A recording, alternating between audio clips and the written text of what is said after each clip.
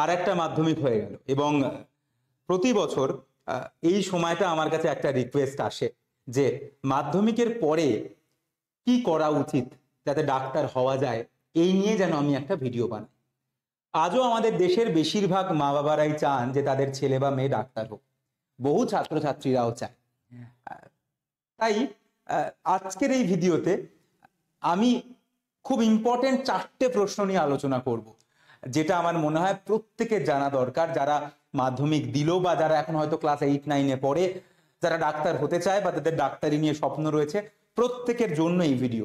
সবটা তো একটা ভিডিওতে কভার করা যায় না, তাই হয়তো এর অনেকগুলো পার্ট আসবে। তবে আজকে তার প্রথম অংশ, যেখানে আমি 4টে প্রশ্ন নিয়ে আলোচনা করবো। আগে দেখে নিই কোন 4টে প্রশ্নকে আমি রেখেছি। প্রথম প্রশ্ন হচ্ছে, কবে থেকে প্রিপারেশন শুরু করা দরকার? এটা খুব পপুলার একটা প্রশ্ন, বহুবার আমার কাছে মেসেজ আসে, স্যার কবে থেকে প্রিপারেশন শুরু করব। আমাকে কিছুদিন আগে একজন মেসেজ করেছিল, স্যার আমার ছেলে এখন ক্লাস 4-এ পড়ে, 5-এর অ্যাডমিশন টেস্ট দেবে, তো আমার কি এখন থেকেই নিটের জন্য শুরু করা উচিত? তো আমি অবাক হইনি, কারণ এরকম প্রশ্ন বহু আসে। তাই এই ভিডিওতে আমি সেটার উত্তর দেবো যে কবে থেকে প্রিপারেশন শুরু করা দরকার। এটা হচ্ছে প্রথম প্রশ্ন। দ্বিতীয় প্রশ্ন হচ্ছে, কি বই পড়তে হবে, রাদার কি বই পড়তে হবে, কতগুলো বই পড়তে হবে ডাক্তারির এই পরীক্ষাকে অতিক্রম করার জন্য, এইটা নিয়ে, মানে কি মেটেরিয়াল দরকার, সেইটা নিয়ে থাকবে উত্তর। 3 নম্বর প্রশ্ন, যেটা সব থেকে ইম্পর্টেন্ট, সব থেকে কঠিন, বহু নানা মুনির নানা মত, বোর্ড এবং নিট এই দুটো কি একসাথে সম্ভব কোনোভাবে ট্যাকেল করা? একসাথে কি এটাকে সম্ভব? একসঙ্গে কেউ উচ্চ মাধ্যমিকও ভালো করবে, নিটও ভালো করবে, এটা কি পসিবল? এবং 4 নম্বর প্রশ্ন, দিনে কত ঘন্টা করে পড়া দরকার যাতে একজন নিট অতিক্রম করতে পারে? এটা বহু ছাত্রছাত্রীর প্রশ্ন, স্যার আমি ক ঘন্টা করে দিনে পড়বো যাতে আমি ডাক্তার হব? এই প্রশ্নের উত্তর থাকবে। তো আজকের এই ভিডিওতে 4টে প্রশ্ন আমি নিয়েছি, যে কবে থেকে প্রিপারেশন শুরু করা দরকার, নিট বোর্ড কি একসাথে সম্ভব, কত ঘন্টা পড়া দরকার, আর কি পড়া দরকার। খুব ইম্পর্টেন্ট 4টে প্রশ্ন, যেটা আমি এই ভিডিওতে বলবো। তাহলে প্রথম প্রশ্নে চলে আসি, কবে থেকে প্রিপারেশন শুরু করা দরকার। তার আগে বলে দিই একটা বেসিক ইন্ট্রোডাকশন, যারাই ডাক্তার হতে চায় তাদেরকে যে পরীক্ষাটাকে অতিক্রম করতে হবে তার নাম হচ্ছে নিট। এবং নিট একটা 720 নম্বরের পরীক্ষা, আজকে এখনো অবধি তাই রয়েছে। 720 নম্বরের পরীক্ষা, 180টা প্রশ্ন অ্যাটেম্প্ট করতে হয়, ঠিক হলে +4, ভুল হলে -1। 720 নম্বরের পরীক্ষা হয়, একটা র্যাঙ্ক তৈরি হয় নম্বর অনুযায়ী, তাতে যারা প্রথম দিকে থাকে তারা মেডিকেল কলেজে যায়। প্রথমবার কোনো একটা ছাত্রছাত্রী এই পরীক্ষাটায় বসতে পারে যে বছর সে ক্লাস 12-এর ফাইনাল পরীক্ষা দিচ্ছে, অর্থাৎ উচ্চ মাধ্যমিক দিচ্ছে বা ইএসসি দিচ্ছে বা সিবিএসসির ক্লাস 12-এর পরীক্ষা দিচ্ছে, সে বছরই সে প্রথমবার বসতে পারে। যদি সে বছরই পেয়ে যায় তাহলে হয়ে গেল, অ্যাপ্রন স্টেথো নিয়ে অ্যানাটমি ডিসেকশন হলে স্ক্যালপেল নিয়ে ঢুকে গেল ডিসেক্ট করতে। আর যদি না হয় এবং যদি তার মনে হয় ডাক্তারই হবে আর কিছু হবে না, তাহলে এখনো অবধি কোনো মানে ঊর্ধ্বসীমা নেই, সে দিয়ে যেতে পারে বছরের পর বছর। এখনো অবধি বছরে একবার করে নিট পরীক্ষা হয়, শুনছি বাড়বে আরো, কিন্তু এখনো অবধি বছরে একবার করে হয়, এবং সে দিয়ে যেতে পারে যদি সে প্রথম বছর না পায়, অর্থাৎ উচ্চ মাধ্যমিকের সাথে যদি সে না পায় তাহলে সে পরপর দিয়ে যেতে পারে। এটা হচ্ছে নিটের বেসিক ইন্ট্রোডাকশন। প্রথম প্রশ্নে আসি, কবে থেকে প্রিপারেশন শুরু করা দরকার? বললাম মেসেজ এসেছিল, স্যার ক্লাস 5-এর অ্যাডমিশন টেস্ট দিচ্ছে, হাই স্কুলে যাবে, তাহলে এখন থেকেই কি আপনি একটু গাইড করবেন যাতে আমার ছেলে বা মেয়ে ডাক্তার হতে পারে? উত্তর এটা খুব সহজ। কবে থেকে প্রিপারেশন শুরু করা উচিত? একদম সিম্পল উত্তর, আফটার ক্লাস মাধ্যমিকের পর প্রিপারেশন শুরু করা দরকার। এটা নিয়ে খুব সহজভাবে বলছি, খুব ক্লিয়ারলি বলছি। অনেকের খারাপ লাগতে পারে, কারণ বহু লোকের ফাউন্ডেশন কোর্স, এইসব প্রি ফাউন্ডেশন কোর্স, এরকম নানা রকম জিনিসপত্র রয়েছে, সেটা তাদের ব্যাপার, তারা মনে করছে, আমি মনে করছি না। খুব ক্লিয়ার উত্তর, নিট পরীক্ষার জন্য কোনো এক্সট্রা অর্ডিনারি এফর্ট দেওয়ার প্রয়োজন হয় না। খারাপ লাগতে পারে, লোকে বলতে পারে আপনার হয়তো অনেক মেধা রয়েছে সেই জন্য বলছেন, একদমই না। আমি এম ড্যাম মিডিওকার স্টুডেন্ট, এবং NEET is a mediocre exam. কেন বলছি? এক্ষুনি লোকে বলবে আপনি ফালতু কথা বলছেন, আমি ব্যাখ্যা করে দিচ্ছি কেন। কারণ নিট পরীক্ষাটা একটা বইয়ের ওপর বেস করে হয়, যেখানে বলে দেওয়া হয়েছে এই দুটো বই, বায়োলজির জন্য এই দুটো বই, এই বইটায় 250 পাতা, এই বইটায় 250 পাতা, সব মিলিয়ে 500 পাতা রয়েছে। 11-এ 250 পাতা, 12-এ 250 পাতা। মোট 500 পাতা তোমাকে পড়তে হবে। এই 500 পাতার লাইন তুলেই তোমার কোশ্চেন আসবে। তুমি যদি লাইনটা চেনো তাহলে উত্তর দিতে পারবে, যদি লাইনটা না চেনো উত্তর দিতে পারবে না।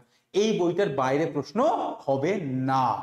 তাহলে আমি যেখানে যে পরীক্ষায় আমি জানি যে প্রশ্ন কোন বই থেকে হবে, সেই বইয়ের লাইন থেকেই প্রশ্ন হবে, তাহলে সেই পরীক্ষা খুব কঠিন কি করে হয়? হ্যাঁ, ওই লাইনগুলোকে মনে রাখতে হবে, ওই জিনিসটাকে বুঝতে হবে যাতে ওই উত্তরটা করা যায়।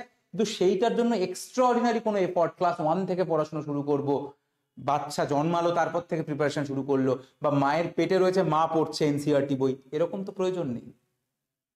500 পাতা পড়ার জন্য 2 বছর এনাফ, মোর দ্যান এনাফ। একটা সাবজেক্টে 500 পাতা পড়বে, তার জন্য ভাই 2 বছর এনাফ। যদি ঠিকঠাক একটু ডিসিপ্লিনে, হ্যাঁ এই 2 বছর সে কিচ্ছু পড়লো না তাহলে তো হলো না, কিন্তু একটা বেসিক ডিসিপ্লিন যদি বজায় রাখে, মোটামুটি রোজ যদি পড়াশুনো করে, একটু হলেও যদি পড়াশুনো করে, পরীক্ষার আগে একটু বেশি পড়লো, বাকি সময়টা একটু ফাঁকি মারলো, 500 পাতা পড়তে হবে, যদি সে বুঝে নিতে পারে হয়ে যাবে, কোনো চিন্তা করার দরকার নেই। তাই ক্লাস 10-এর আগে প্রিপারেশন শুরু করার কোনো মানে হয় না, কারণ এখনো অবধি বলা হয়েছে এই বই থেকেই প্রশ্ন আসবে, এই বইয়ের লাইন থেকেই প্রশ্ন আসবে। তাই আমার মনে হয় অনেকে অনেক রকম কথা বলতে পারে, সবকটা বোগাস।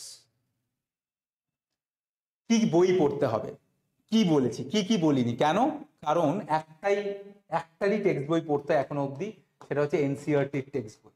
প্রচুর রেফারেন্স বই আছে, প্রচুর কিছু আছে, তবে যে বইটা থেকে প্রশ্ন আসবে, যে বইটা লাইন তুলে প্রশ্ন আসবে, সেটা হচ্ছে এনসিইআরটির টেক্সট বুক। খুব অল্প দাম বইটার। অনেকে প্রশ্ন করছে এটার দাম কত, ভাবে প্রচুর দামি বই হবে, কারণ এই বইটা থেকে প্রশ্ন আসবে মানে এই বইটা প্রচুর দাম হচ্ছে, একদমই না। আমি এক্সাক্ট দাম আমার এখন জানি না, সম্ভবত 200-300 টাকার মধ্যে বইটার দাম, আমি ভুল হতে পারি, তবে এই রেঞ্জেই মোটামুটি বইটার দাম। এনসিইআরটির টেক্সট বই, বায়োলজির টেক্সট বই, ফিজিক্সের টেক্সট বই, কেমিস্ট্রি টেক্সট বই, টেক্সট বইগুলো কিনে নিতে হবে, এইটাকে বুঝতে হবে শুধু, দ্যাটস ইট। এই টেক্সট বইগুলোকে বুঝতে হবে, ব্যাস। এইটা বুঝে গেলেই হয়ে যাবে। এর বাইরে যে কোনো এমসিকিউ বই কিনে নিও, এমসিকিউ প্র্যাকটিস করো, কারণ আলটিমেটলি নিট পরীক্ষাটা যেহেতু এমসিকিউ পরীক্ষা, এমসিকিউ আসবে, তাই এই টেক্সট বইটা পড়ে যে কোনো এমসিকিউ বই, যে কোনো স্ট্যান্ডার্ড এমসিকিউ বই, বহু কোম্পানির আছে, যে কোনো স্ট্যান্ডার্ড এমসিকিউ বই পড়ে এমসিকিউ প্র্যাকটিস করলেই হবে। এই টেক্সট বইগুলো পড়তে হবে এনসিইআরটির, যেগুলো পড়ে বুঝতে হবে, আর এমসিকিউ প্র্যাকটিস করতে হবে ফ্রম এনি স্ট্যান্ডার্ড এমসিকিউ বুক।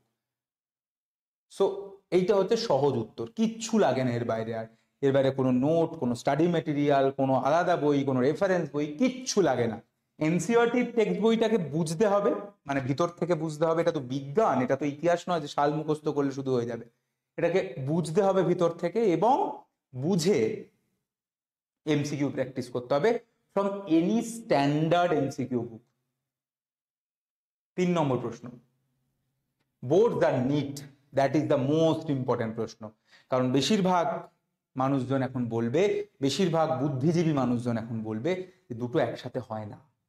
আপাতত বোর্ডসটা ভালো করে পড়, নিট তো তুই বছরের বছর দিতে পারবি, পরে দিবি নিট। এবছরটা ভালো হলো না, তারপরের বছর হবে, তারপরের বছর না, তারপরের বছর হবে, পঞ্চবার্ষিকী পরিকল্পনায় চলবে।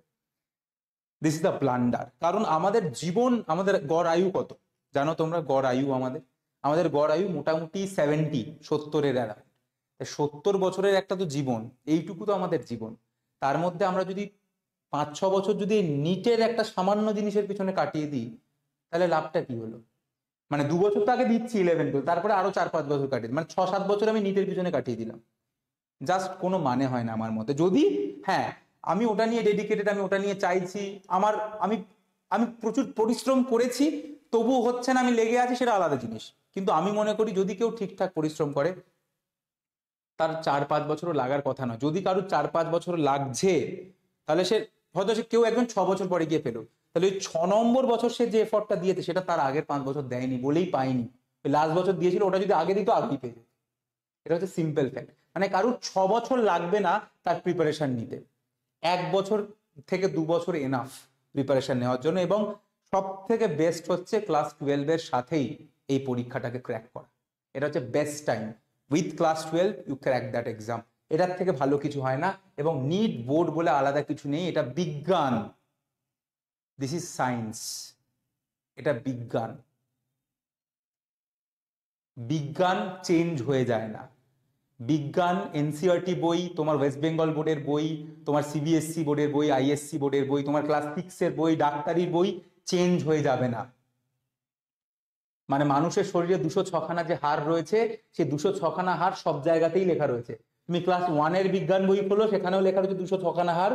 তুমি ডাক্তারির বই খোলো, সেখানেও 206খানা হাড়ই লেখা রয়েছে। কোথাও 206 থেকে কোথাও 212 হয়ে যায়নি। তার কারণ দিস ইজ সায়েন্স। বিজ্ঞান লজিকে চলে এবং লজিক চেঞ্জ হয় না, এবং যদি চেঞ্জ হয় তাহলে সব জায়গায় চেঞ্জ হয়ে যাবে।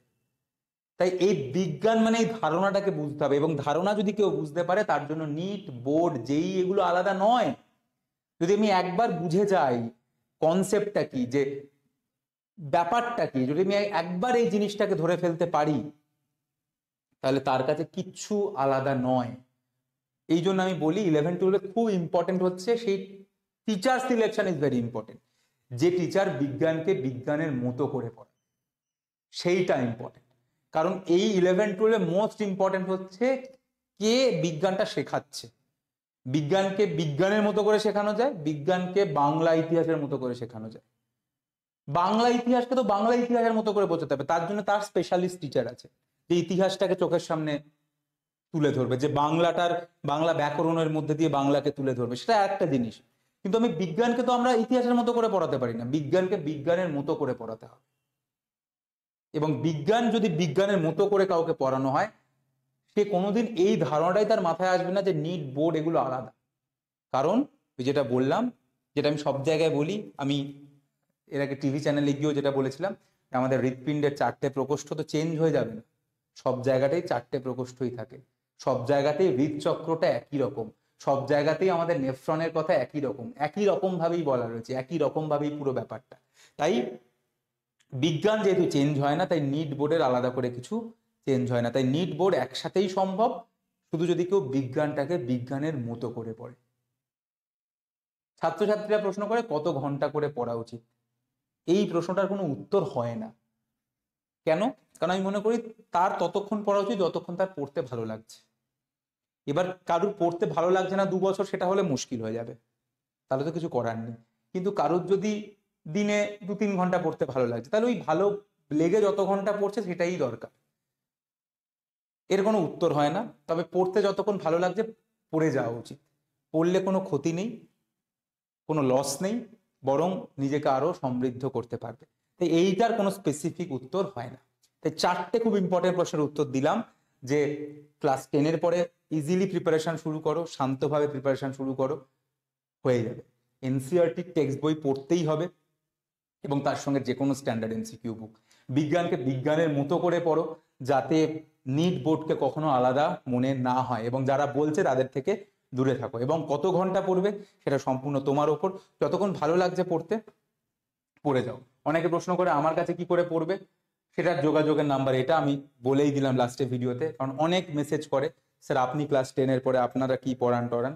তো এইটা হচ্ছে আমাদের যোগাযোগের নম্বর। আমি পরে আরেকটা ডেডিকেটেড ভিডিও দেবো, যেটা আমাদের মাধ্যমিকের পরে যে 2 বছরের ব্যাচ শুরু হয় সেটা নিয়ে। বাট এটা হচ্ছে যোগাযোগের নাম্বার, কেউ যদি এনরোলমেন্ট করতে চায়।